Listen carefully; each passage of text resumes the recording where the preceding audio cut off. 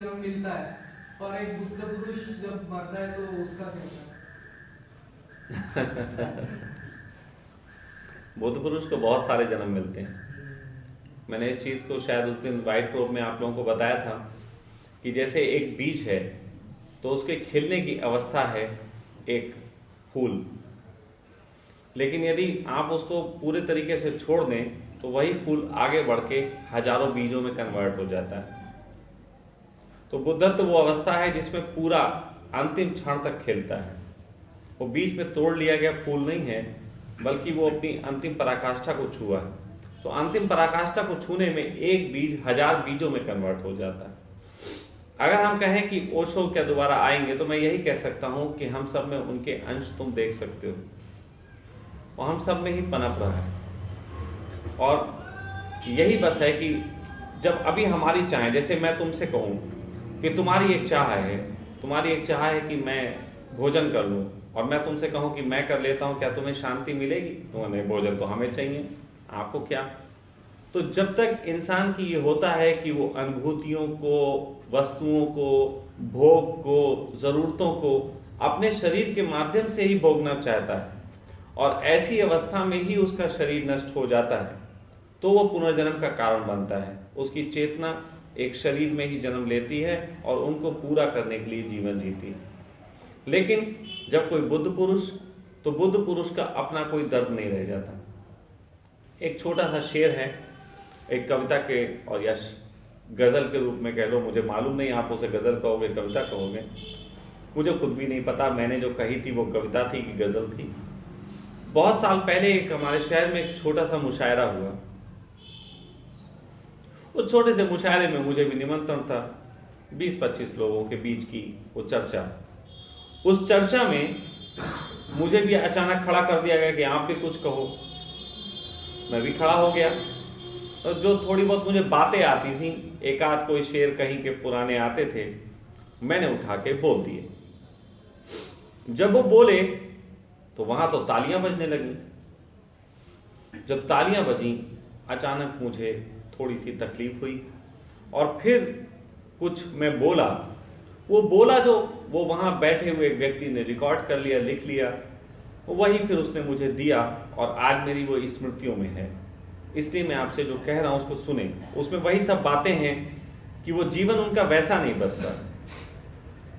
तो जब लोगों ने तालियां बजाई तो मेरे अंदर से अचानक ऐसा कुछ आया कि मुझे लगा कि जैसे मैंने तो इनके गिलास में शराब उड़े लेती, मैं तो इनके गिलास में शराब डाल रहा था, लेकिन ये वाह वाह करके ऐसे ऐसे हिला रहे थे।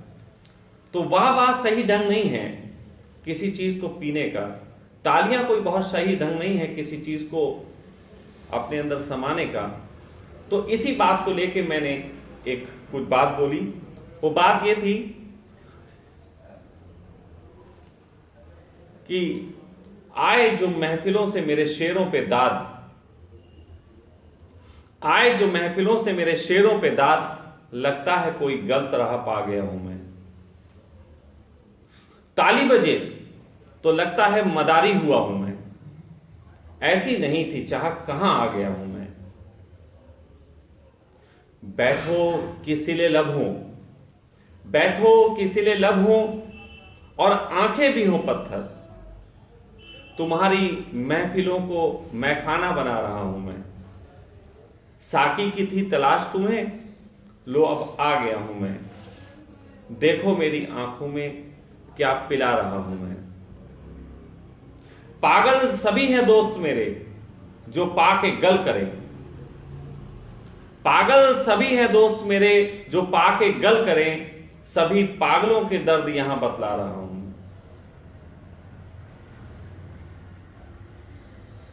मुझसे करो मोहब्बत, कोई बुत नहीं हूं मैं, पैगामे यही सारे जहां में पहुंचा रहा हूं मैं। तकलीफों में झांको,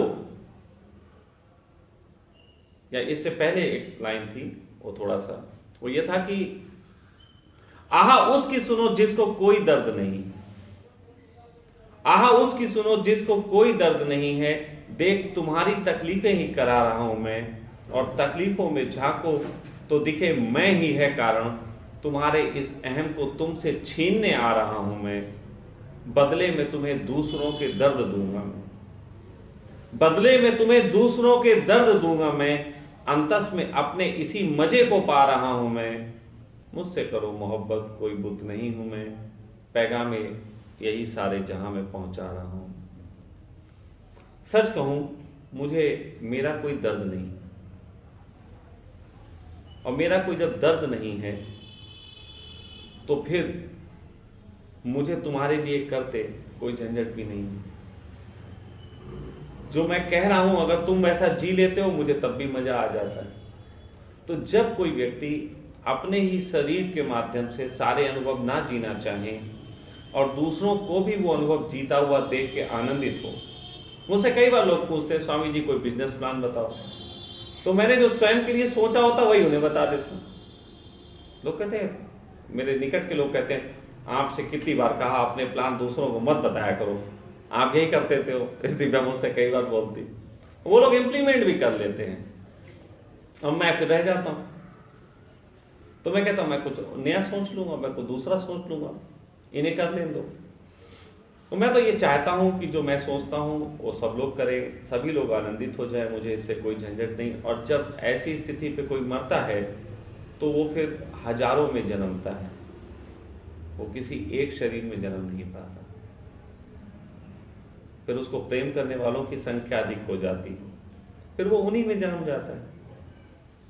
और ओशो ने कितना स्पष्ट कहा था कि मैं एक विचार हूं, मैं अगर शरीर होता तो फिर एक शरीर की चाह से भरा होता, मैं एक विचार हूं तो इस विचार को जितने लोग भी काम में ले लें उतना अच्छा।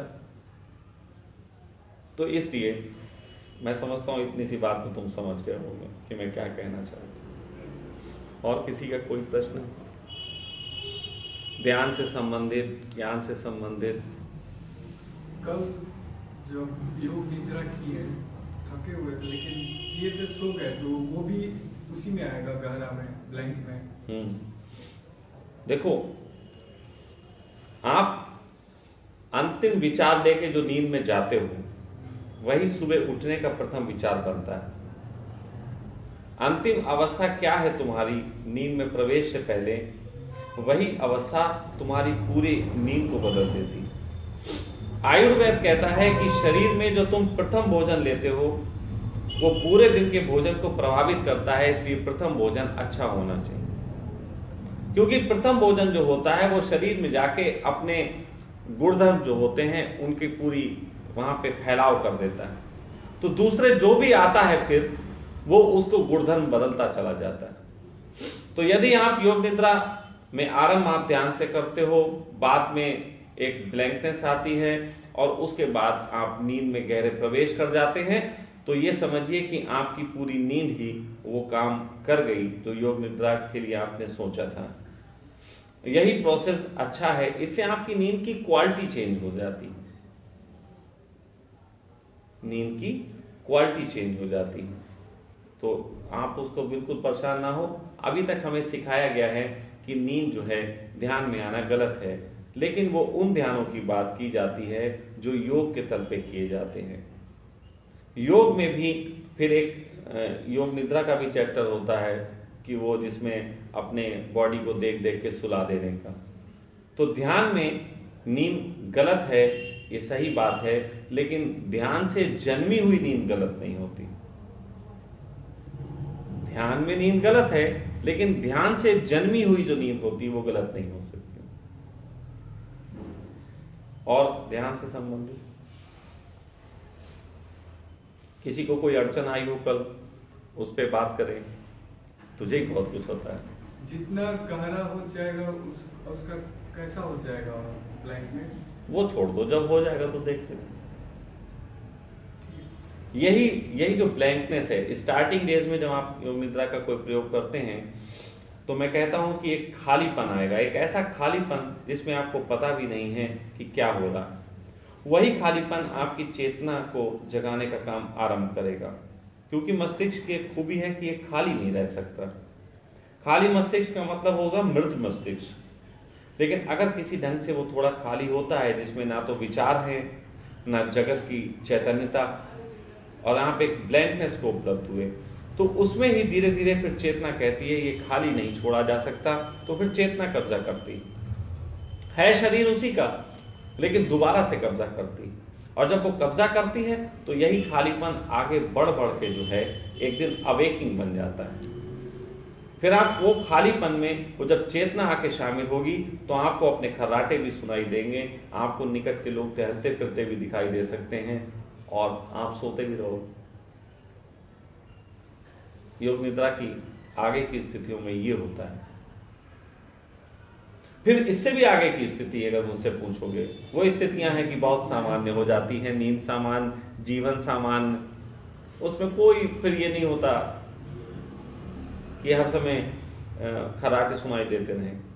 वरना कुछ लोगों को जब पहली बार अपने खर्राटे सुनाई देते हैं ना, वो हैरान हो जाते हैं, है कौन अब कमरे में। एक सरदार जी थे, उनके साथ बहुत प्रॉब्लम हो गई। वो कहने लगे कि मैं सोता हूँ, मेरे कमरे में कोई और भी होता है। तो मैंने कहा कोई नहीं होता। कहने लगे होता है, मुझे खर्राटे की आवाज आती। मैंने कहा वो तुम ही होते हो। तो बोले कई समय बाद पता लगा कि हाँ हम ही हैं। उन्हें तो ये संदेह होता था मैं तो जाग रहा हूँ, ये कोई दूसरा खर्राटे ले रहा है। तो ये सब चीजें हैं, लेकिन इनको आप चमत्कार और बड़ी चीजों में ना पकड़ें। इट्स प्रोसेस, ये केवल एक हिस्सा है, एक प्रोसेस है जो चलता है, जो आपकी अवेकिंग के काम आता है। मैं इसको कभी भी चमत्कार से नहीं जोड़ूंगा, वरना इन्हीं बातों को चमत्कार बना के बहुत लोग धोखा दे रहे हैं, और बहुत लोग उन चमत्कारों की आस में धोखे भी खाते हैं, और फिर असल में कभी भी उनको ये स्थिति बनती नहीं। इसलिए सरलता से बात करो, एक सरल एक प्रोसेस है, उसको यूज करो, अपने आगे बढ़ो। वो जो चमत्कार मिल जाए, कुंडली जग जाए, तुम्हारा भाग्य, ना जगे वो भी तुम्हारा, आउट ऑफ बॉडी एक्सपीरियंस हो तुम्हारा भाग्य, ना हो तो तुम्हारा। मैं इसमें कोई बहुत रोल नहीं निभाता, क्योंकि अगर कुछ निभा सकता तो फिर तो कुछ और ही करता, लेकिन नहीं, मेरा इसमें कोई हाथ नहीं है। मेरा सिर्फ इसमें सुझाव है, आप उस सुझाव को माने, फिर जो परिणाम आएगा वो तुम्हारा, कर्म तुम्हारा, उसका परिणाम तुम्हारा, इसमें मेरा कोई रोल नहीं। एक विषय है जिसे आज मैं उठाना चाह रहा हूं, वो विषय ये है कि समाज में आपको सब कुछ उपलब्ध है। आपको धन उपलब्ध है, कपड़ा उपलब्ध है, मकान उपलब्ध है, इज्जत, प्रतिष्ठा, प्रेम, सब कुछ उपलब्ध है। तो आखिर कौन सी चीजें हैं जो आपको ध्यान की ओर बढ़ाने का काम करती हैं, जबकि ध्यान को उपलब्ध हुए लोगों में ये चर्चा है कि संसार में रहते भी ध्यान उपलब्ध हो सकता है। तो ये चर्चा मैं समझता हूं की जानी चाहिए कि आखिर आपको सब कुछ उपलब्ध है संसार में। धन उपलब्ध है, लेकिन इससे ध्यान नहीं मिलता। बिस्तर उपलब्ध है, फिर भी ध्यान नहीं मिलता। हर चीज उपलब्ध है, और जिनके पास जितनी ज्यादा उपलब्ध है उतना ही उनको ध्यान और नहीं मिलता। तो इसके पीछे के कारणों के संबंध में आप लोग कुछ कहना चाहेंगे, क्योंकि ये एक ऐसी चर्चा है जो मेरे बता देने से नहीं होगी, इसमें कन्वर्सेशन होगा, इसमें आपसे भी मैं बात करूंगा। मैं बात करूंगा, ये आप में से सभी लोग धीरे धीरे बताना शुरू करें कि आपको अपने जगत में क्या चीज ऐसी कमी लगती है कि वो होती तो ध्यान हो जाता। कौन सी चीज आपके जगत में ऐसी है जो होती तो आपको ध्यान घटता है? बोलो। Love and sex. Love and sex, तो यहाँ क्या लव एंड सेक्स मिल रहा है? नहीं, मतलब अगर होती तो कोई ध्यान की जरूरत ही नहीं होती। ध्यान की जरूरत ही नहीं होती, लेकिन ध्यान मिल जाता, ये पूछ रहा हूं। और लव एंड सेक्स आपके जगत में ज्यादा, यहां तो बिल्कुल उपलब्ध नहीं। आपके जगत में तो ज्यादा उपलब्ध है।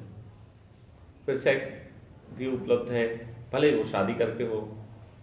प्रेम भी उपलब्ध है, भले वो आर्चीज की दुकानों पे कार्डों के माध्यम से उपलब्ध हो। ध्यान क्यों नहीं?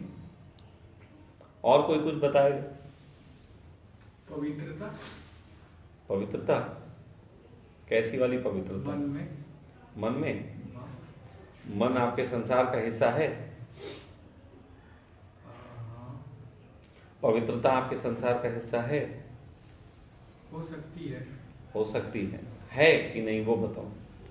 इसमें तो तुम अपने घर में थे, पवित्रता से रहते थे, हाँ, ध्यान उपलब्ध हुआ। थोड़ा हुआ तो यहाँ चले आए, यात्रा की है।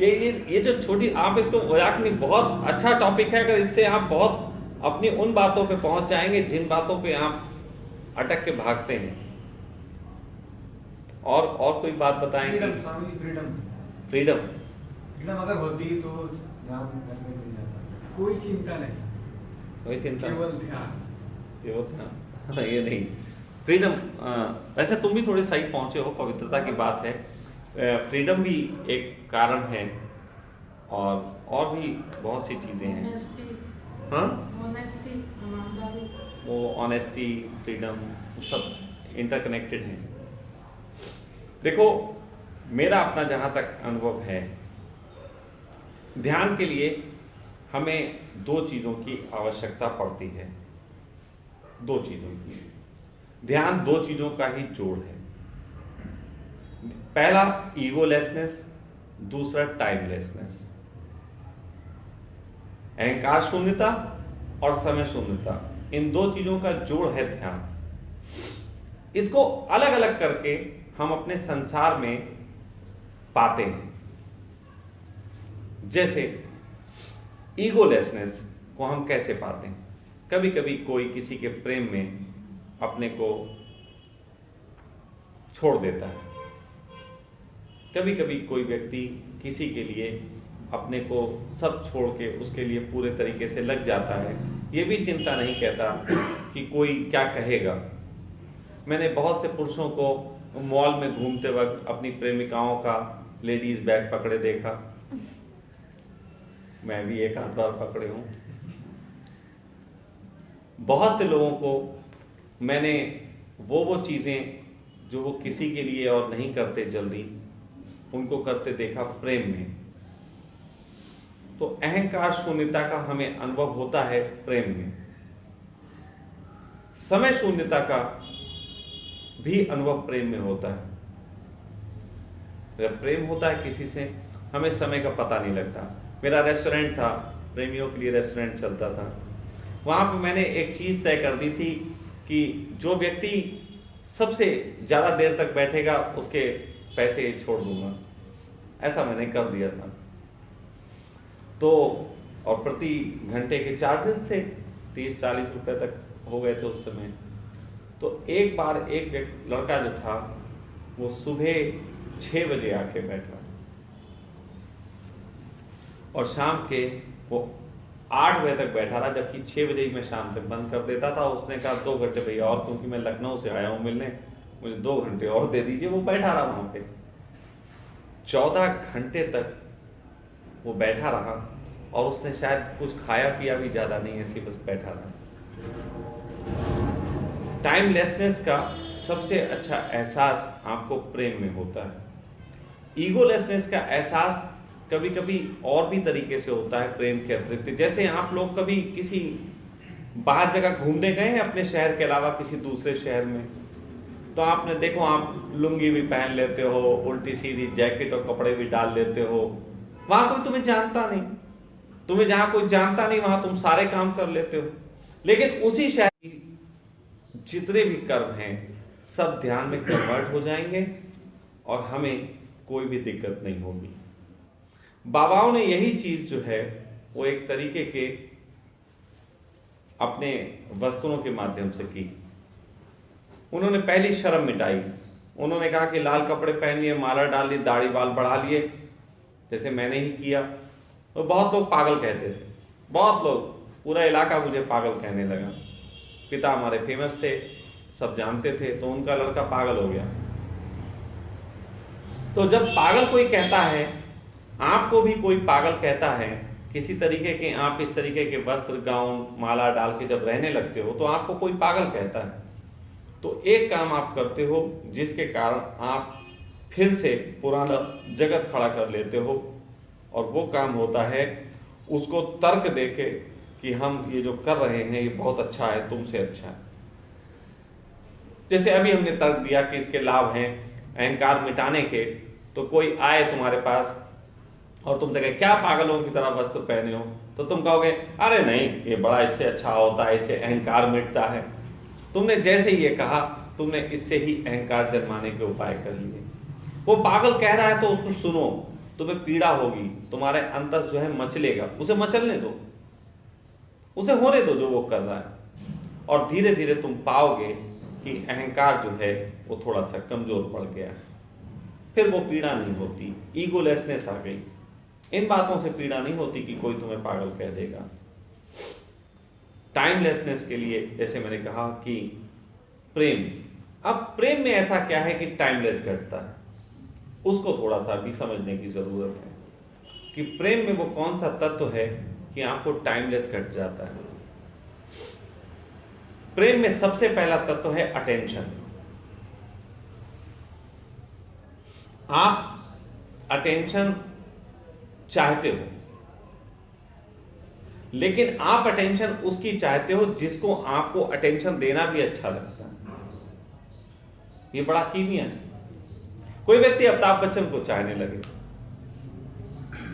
ये तो सिंगल तरीके से अमिताभ बच्चन को दिया गया अटेंशन है, लेकिन अमिताभ बच्चन भी पलट के कह दे और भाई कैसे हो गया प्रेम, हो गया काम।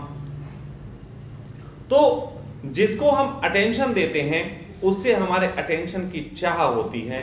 यहां से ही समाज का वो प्रेम जन्मता है कि हम अटेंशन देते हैं जिसको उससे ही लेना चाहते हैं, क्योंकि इससे मल्टीप्लाई होता है। लेकिन अटेंशन की एक बुराई है, वो भी हर प्रेमी महसूस करता है। एक तरफ तो कोई तुम्हारे प्रेम में पड़ता है और तुमसे कहता है कि तुम मेरे भगवान, तो जब कोई भगवान कह देता है तुम्हें, तो तुम्हें चले के इतने ऊंचे झाड़ पे चढ़ा देता है कि जैसे कि पूछो मत तुम क्या से क्या हो गए। फिर वो भगवान कहने वाला इंसान एक दिन तुम्हारे गले में पट्टा डालता और कहता कहीं जाना नहीं, किसी से मिलना नहीं, किसी से बात नहीं करना। तो जैसे ही गले में पट्टा डालता है, हालत ये होती है कि एक तरफ तो तुमने सम्राट बनाया, पहले तो गले में पट्टा भी डाल लेते तो थोड़ा चल जाता, क्योंकि पहचानता कौन है। अब पहले तो तुमने सम्राट बना दिया, फिर सम्राट के गले में पट्टा, तो उससे एक बहुत जबरदस्त पीड़ा खड़ी होती है। यहां पे मेडिटेशन का अर्थ होता है स्वयं को दिया गया अटेंशन। हम खुद को जो अटेंशन देते हैं, इससे हम टाइमलेसनेस को उपलब्ध हो सकते हैं। खुद को अटेंशन, अब खुद को अटेंशन जो है वो हमें समय शून्यता को बढ़ा सकता है। और प्रेम है, खुद को अटेंशन भी प्रेम है। मैं खुद को अटेंशन को वो वाला मेडिटेशन नहीं कह रहा हूं कि जिसे आंख बंद करके बैठना पड़े। मैं इसे ये कह रहा हूं अपने विचारों के साथ मैत्री, अपने में मस्त रहना, फिर वो जहां भी रहो, फिर वो जो भी कृत्य करो। अगर पहली कला तुम्हें आ जाए मस्त रहने की, जो भी कृत्य कर रहे हो अपने साथ आनंदित। लेकिन कल मैंने एक छोटा सा स्लोगन लिखा था, अगर उस स्लोगन को किसी ने पढ़ा हो तो बहुत चिंतन योग्य है। यूं ही मैं कुछ भी नहीं लिखता।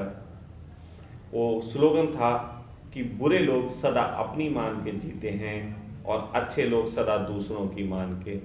यही कारण है कि बुरे लोगों से संसार में गलत कृत्य जन्मते हैं और अच्छे लोगों से भी हमेशा गलत कृत्य, क्योंकि वो अपनी नहीं सुनते। जिस व्यक्ति को भी ये ज्ञान हो जाए कि जगत में ये दो चीजें हमारे कमी हैं, वो व्यक्ति निश्चित ही फिर बुरे लोगों की संख्या में आता ही नहीं, क्योंकि ये समझ डेवलप होना बहुत कीमती है कि ईगोलेसनेस और टाइमलेसनेस को हमें अपने जीवन में फैलाना चाहिए। ये समझ अगर आपकी आ गई तो आप अपनी सुनेंगे, और अपनी सुनने का ढंग है अपने निकट की इंद्रियों की सुनना। अपने निकट की इंद्रियां हमारी, हमें भूख लगती है हम उसको सुने, शुरुआत यहां से होगी। भूख लगती है तो खाएं, फिर खाते वक्त भी एक चीज का स्मरण रखें कि भूख का भी एक हमें होता है कि आज नमकीन खाना, आज हमें थोड़ा सा मीठा खाना। तो मैं ये नहीं कह रहा हूं कि नमकीन में कौन सा पिज्जा खाओ और कौन सा क्या, बल्कि नमकीन की मांग है तो आपको सिर्फ इतना करना चाहिए, मुझे कुछ नमकीन खाने का मन कर रहा है, तो तृप्ति मिलेगी, नमकीन से मिल जाएगी।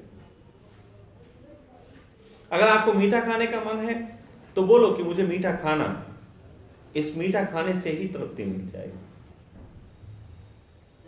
लेकिन जब आप मीठे का स्वाद कौन सा हो चुनते हैं, मीठे का कलर कौन सा हो, नमकीन का कलर कौन सा हो, कितना बेक किया चुनते हैं, तो निश्चित जानो दोस्तों, आप जो हैं अपने मन की नहीं, अपनी नहीं सुन रहे, बल्कि किसी दूसरे के द्वारा सिखाया गया या दिया गया हिप्नोटिज्म आप सुन रहे हो। जैसे आपको कोई कोल्ड ड्रिंक पीनी और आप बाजार जाओ और रास्ते में 50 जगह कहीं ऐसे लिखा हो कि Coca Cola Coca Cola Coca Cola, तो आप दुकान पर पहुंच के कोको कोला मांग लेते हो और आपको पता भी नहीं होता कि आप हिप्नोटाइज हो गए। आप कहोगे कि ये मेरा है, लेकिन असल में वो आपका नहीं है, असल में तो वो हिप्नोटाइज करके आपके दिमाग पे थोप दिया गया। तो यदि हम अपने खान पान को चुनते हैं, अपनी नींद को चुनते हैं, अपने बिस्तर को चुनते हैं, कुछ भी चुनते हैं, उसमें ये देखें कि हम नींद चुन रहे हैं कि बिस्तर चुन रहे हैं। कुछ लोग बिस्तर चुन के सोते हैं कि बिस्तर ऐसा होगा तो नींद आएगा, जबकि वो कृष्ण का पुराना कैलेंडर याद करो जिसमें लिखा होता है कि नींद के लिए नींद का होना पर्याप्त है, अच्छे बिस्तर का नहीं। भूख के लिए भोजन का होना अनिवार्य है, अब भोजन में क्या हो ये कोई जरूरी नहीं। आप देखो कभी कभी आप जर्नी करते हैं कहीं रोड पे और ढाबे पे बैठ के खाना खाते हैं, बड़ा स्वाद आता है।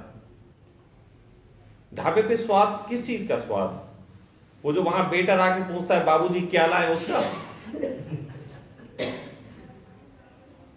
उसका तो स्वाद नहीं, बल्कि स्वाद इस बात का है कि आप भूख लगी होती है और पर्याप्त मात्रा में भूख होती है, तो आपके सामने जो भी आता है वो आपको स्वादपूर्ण लगता है।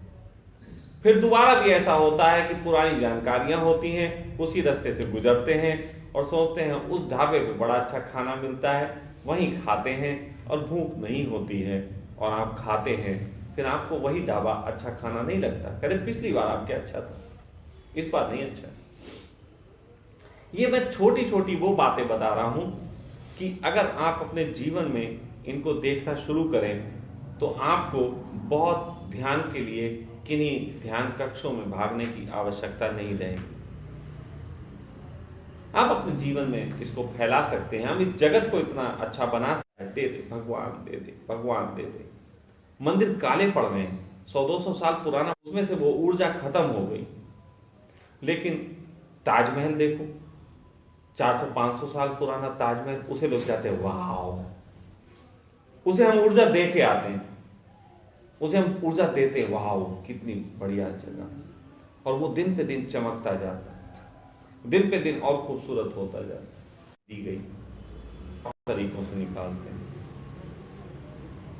ये एक समाज में रोग की तरह फैल गया है कि हमें सज्जनता प्रकट करनी।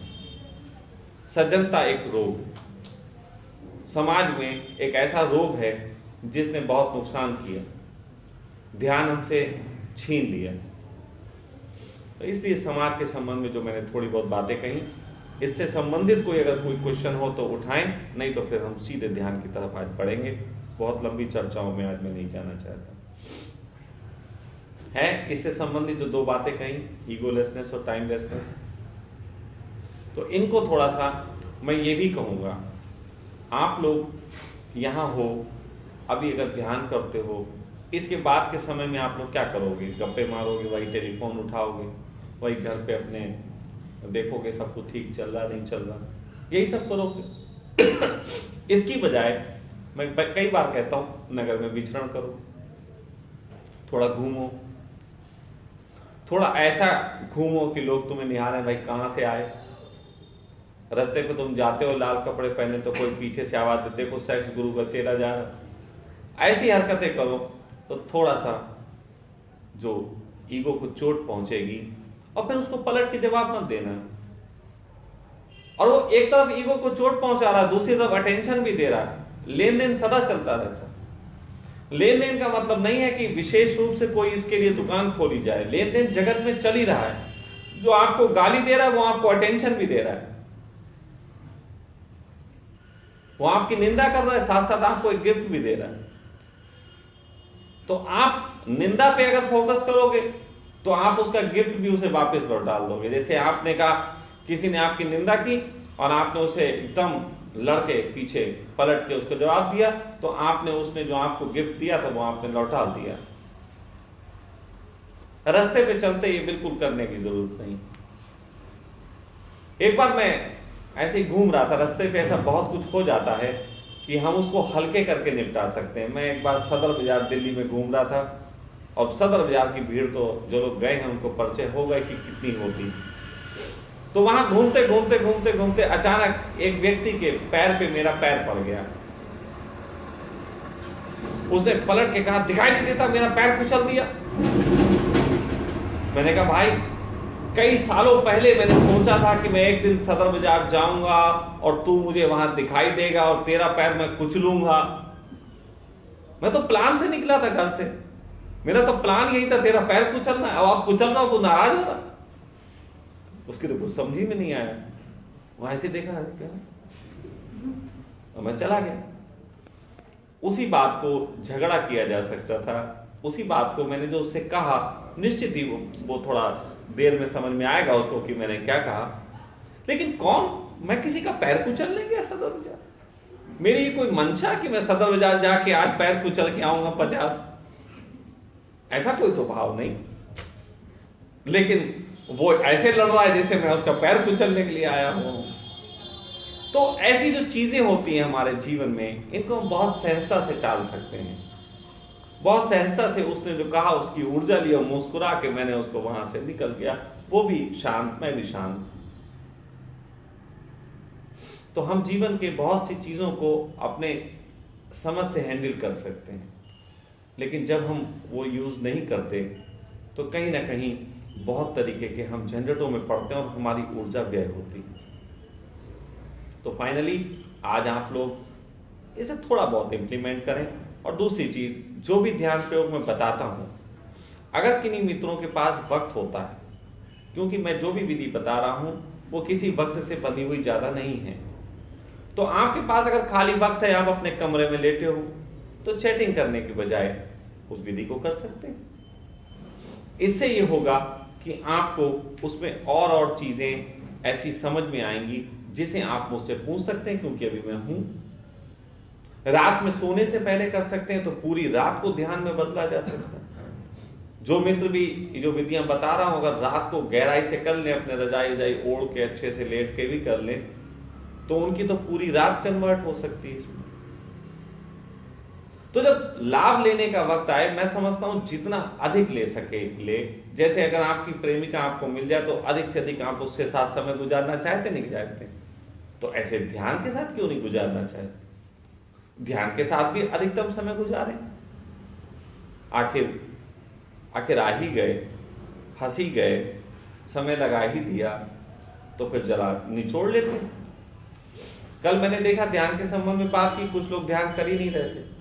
2-3 लोग थे, वो उनका जैसे समय काट रहे हैं। वो समय काटने का भी क्या पर्पस है? क्यों समय काटा जा रहा है?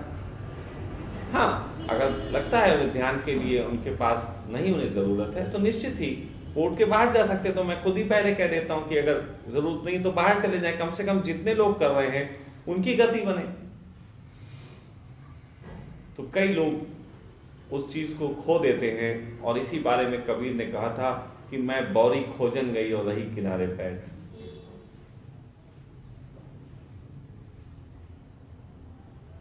तो जितना जो गहरा उतरेगा उतना पाएगा, और जो किनारे बैठ जाएगा वो किनारे बैठ जाएगा। हमने सदा से ऐसा किया कि हम किनारे बैठ जाते हैं, तो किनारे ना बैठें। ध्यान में जो भी कहा जा रहा है उसके संबंध में उतरे। तो आज हम लोग यहाँ पे योग निद्रा के एक प्रयोग को करेंगे। हाँ भाई बोल दे, तू बोल दे, और जरूर बोल। पहले पलक झपकना पता नहीं चलता था, लेकिन अब पता चल रहा है। इसका कारण क्या है?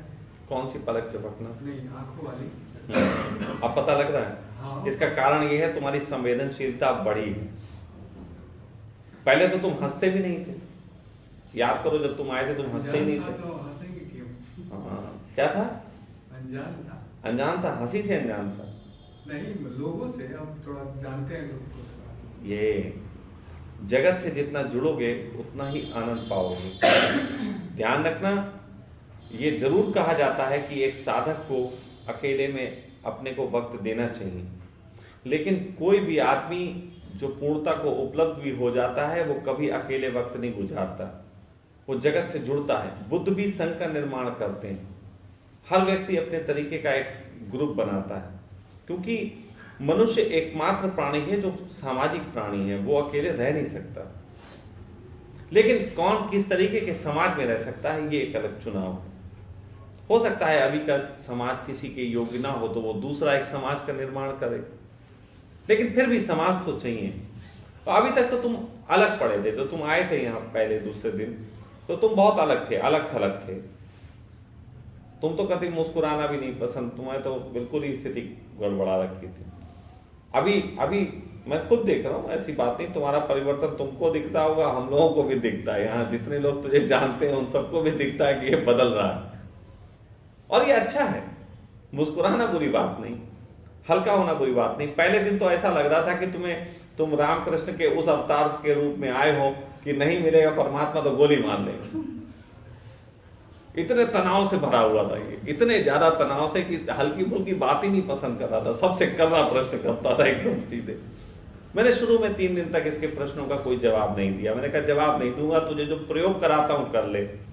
खैर प्रयोग करा इसने, ईमानदारी से किए। एक दिन हाँ बस नहीं किया था, एक दिन नाचने में थोड़ी सी आनाकानी दिखाई थी। अब तो वो भी पसंद आएगा अगर नाचना पड़ जाए तो। उतना नहीं लेकिन थोड़ा होगा अभी थोड़ी सी गति लगी है। चलो बेहतर है, वरना तो सबके अपने अपने अनुभव हैं, तुम्हारे भी अपने अनुभव होंगे। ध्यान के संबंध में बात करेंगे, इसको बंद कर दिया जाए। योग निद्रा का ये जो प्रयोग है इसके बारे में यहाँ बहुत से लोग अभी बैठे हैं जिन्होंने नहीं किया है।